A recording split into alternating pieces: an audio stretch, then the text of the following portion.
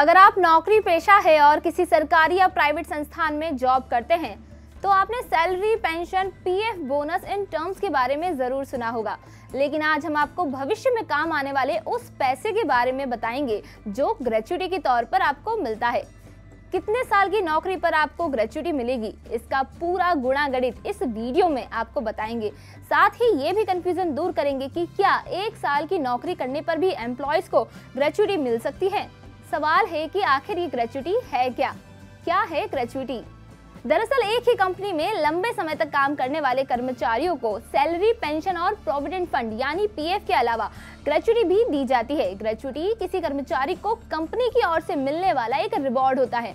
अगर कर्मचारी नौकरी की कुछ शर्तों को पूरा करता है तो ग्रेच्युटी पेमेंट उसे दे दिया जाता है। ग्रेच्युटी का छोटा हिस्सा कर्मचारी की सैलरी से कटता है, लेकिन एक बड़ा हिस्सा कंपनी की तरफ से दिया जाता है। अगर कोई शख्स एक कंपनी में कम से कम 5 साल तक काम करता है तो वह ग्रेच्युटी का हकदार होता है। ग्रेच्युटी के बाद अब बात करते हैं टैक्स फ्री ग्रेच्युटी की।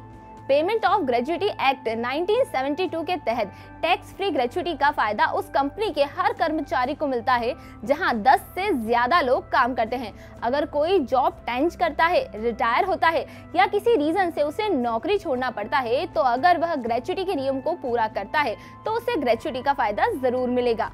अच्छी बात यह है कि सरकार ने भी टैक्स फ्री ग्रेच्युटी की रकम 10 लाख से बढ़ा करके 20 लाख कर दी है। अब उस फॉर्मूले के बारे में समझिए जिससे ये पता चलता है कि कितने साल नौकरी पर कितनी ग्रेच्युटी मिलेगी।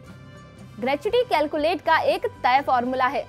मान लीजिए कि किसी कर्मचारी ने 20 साल तक एक ही कंपनी में काम किया है। उस कर्मचारी की लास्ट सैलरी 75,000 रुपये है। यहाँ महीने में 26 दिन ही काउंट किया जाता है क्योंकि माना जाता है कि 4 दिन छुट्टी होती है। वहीं 1 साल में 15 दिन के आधार पर ग्रेच्युटी का कैलकुलेशन होता है। इसे फॉर्मूले में कैलकुलेट करने के बाद ग्रेच्युटी की कुल रकम 11,53,846 रुपये मिलेगी। कितने साल नौकरी पर ग्रेच्युटी। अगर किसी कंपनी में कर्मचारी 4.5 साल से ज्यादा यानी 4 साल 7 महीने की नौकरी पूरी करता है तो ऐसे में जॉब के आखिरी साल को कर्मचारी का पूरा साल ही माना जाता है। यानी अंतिम साल में कर्मचारी 6 महीने से ज्यादा नौकरी करता है तो उसे कंपनी की तरफ से ग्रेच्युटी दी जाती है।